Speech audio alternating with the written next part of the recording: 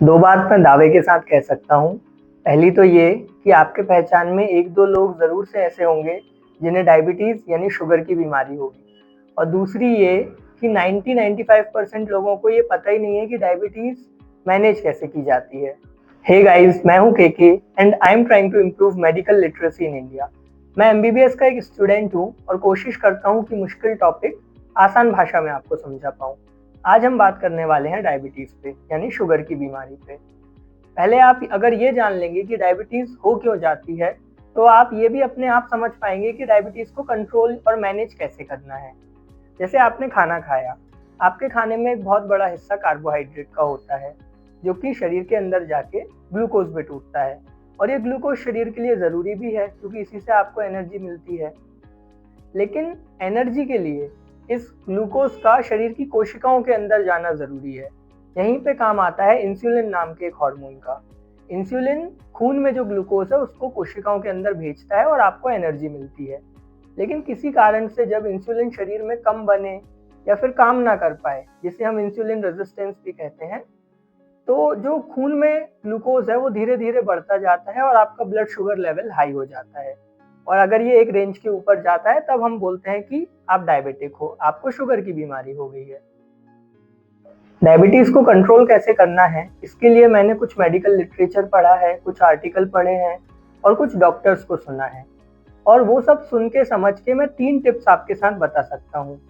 Tip number 1 है कि रोटी और चावल आपको एक साथ नहीं खाना है। अगर आप एक बार के खाने में रोटी और चावल साथ में खाते हो अभी तक, तो या तो आप रोटी खाओ या तो आप चावल खाओ, क्योंकि दोनों में ही लगभग 80 से 90% सिर्फ ग्लूकोज़ है। दूसरा काम आपको ये करना है, फॉर एग्ज़ाम्पल पहले आप 4 रोटी, थोड़ा चावल, दाल और सब्ज़ी खाया करते थे, तो अब आपको अपनी थाली में 1 रोटी लेना है। उस रोटी के साथ 1 बाउल, 1 कटोरी दाल, 1 कटोरी सब्ज़ी और 1 कटोरी सलाद। आपने इतना खा लिया, आप मान लीजिए अभी भी भूखे हैं, आपको दूसरी रोटी खाना है, तो वापस से उसके जो साथी थे, दूसरी रोटी के साथ वापस से 1 कटोरी दाल, 1 कटोरी सब्ज़ी और 1 कटोरी सलाद। आपको इस तरीके से खाना खाना है, जिससे आपका शुगर का इंटेक कम हो। सलाद के फॉर्म में आप फाइबर लोगे, दाल के फॉर्म में आप प्रोटीन लोगे और सब्जियाँ आप खाओगे। दूसरी टिप है, खाने के 1 से 2 घंटे बाद ही शुगर का मैक्सिमम स्पाइक आता है। सबसे ज़्यादा ग्लूकोज़ का लेवल खून में खाने के 1 डेढ़ 2 घंटे बाद होता है। आपको उसी टाइम कुछ बेसिक एक्सरसाइज़ करनी है, जैसे थोड़ा वॉक कर लिया आधा घंटे, कोई एंटी ग्रेविटी एक्सरसाइज़ जैसे हाथ उठा के ताली बजाते हैं वो एक्सरसाइज़ कर ली। अगर आपके कमर और घुटने में दर्द नहीं है तो आप सीढ़ियाँ चढ़ और उतर सकते हो। और तीसरी टिप जो कि सबसे ज़्यादा मुश्किल है, वो है कि आपको सुबह उठते से ही चाय, कॉफ़ी, बिस्किट, चॉकलेट, ब्रेड ये सब नहीं खाना है। इसके अलावा भी कुछ बातें हैं, जैसे आपको ज़्यादा देर तक भूखे नहीं रहना है, रोज़ खाना सेम टाइम पर खाना है। अगर आप शुगर की दवाई लेते हैं तो खाने के साथ खानी है ताकि आप उसे लेना भूल ना जाएँ। आपको लेट नाइट जागना नहीं है, 7 से 8 घंटे की नींद डेली लेना है। अगर आप धूम्रपान करते हैं या शराब लेते हैं तो आपको वो छोड़ना है। बहुत सारे डाउट और भ्रांतियाँ हैं लोगों के मन में इस बीमारी को लेके। जैसे कुछ लोगों को लगता है कि उन्होंने चीनी बंद कर दी, तो उनकी शुगर कंट्रोल हो गई। वो बिना शक्कर की चाय पीते हैं, तो अब उन्हें कोई और परहेज़ करने की ज़रूरत नहीं है। ऐसा नहीं होता है क्योंकि सिर्फ़ चीनी में ग्लूकोज़ नहीं होता, उसके अलावा जैसा मैंने अभी बताया रोटी, चावल, दूध इन सब में भी ग्लूकोज़ होता है। दूसरी बहुत कॉमन भ्रांति है कि गुड़ खाने से शुगर नहीं बढ़ती है, लेकिन शक्कर खाने से बढ़ती है, तो हम गुड़ खा सकते हैं। ऐसा भी बिल्कुल नहीं होता है, क्योंकि गुड़ में और शक्कर में सेम शुगर का कंटेंट होता है।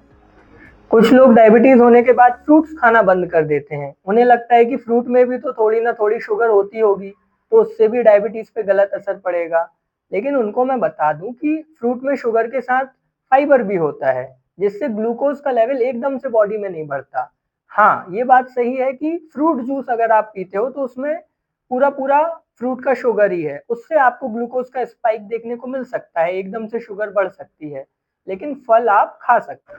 चौथा मिथ ये है कि लोगों का शुगर लेवल 1-2 बार जाँच करने पे जब नॉर्मल आने लगता है, तो वो अपनी शुगर की दवा बंद कर देते हैं कि हमारी शुगर तो ठीक हो गई, वो तो नॉर्मल रहती है, हम क्यों अब ये दवा खाएँ?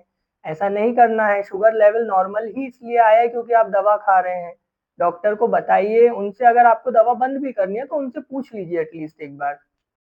यूट्यूब या व्हाट्सएप पे कुछ चूर्ण, कोई पत्ती, जड़ी बूटी, कोई बाबा, नीम, हकीम, खतराए जान आपको बोले कि मैं शुगर ठीक कर सकता हूँ 1 दवाई में, 2 दवाई में, तो ऐसा भी नहीं होता है।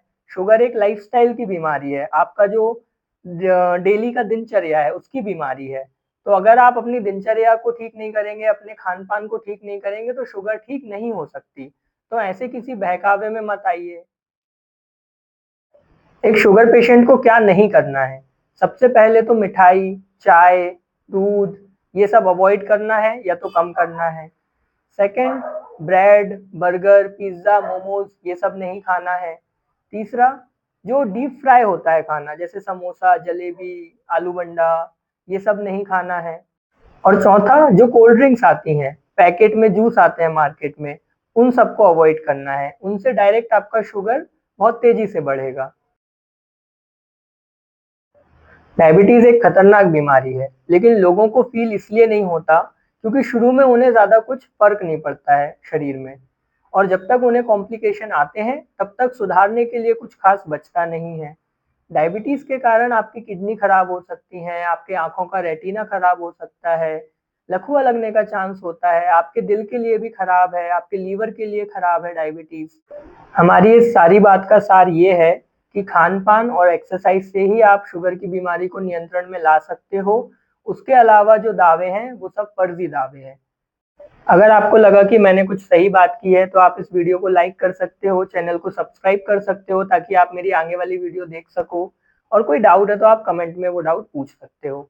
Till then take care.